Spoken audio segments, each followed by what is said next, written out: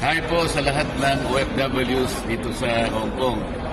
Ako po'y kararating ngayong gabi kasi nakatakda akong makipagkita sa inyo sa Chater Road bukas ng mga alas 10. Gusto ko po kayong makausap lahat.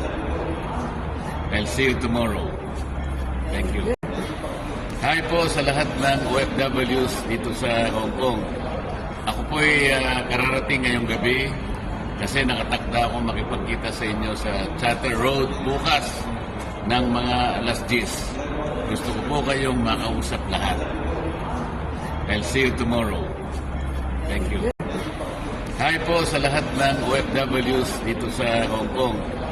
Ako po'y kararating ngayong gabi kasi nakatakda akong makipagkita sa inyo sa Chater Road bukas ng mga alas 10. Gusto ko po kayong makausap lahat. I'll see you tomorrow. Thank you.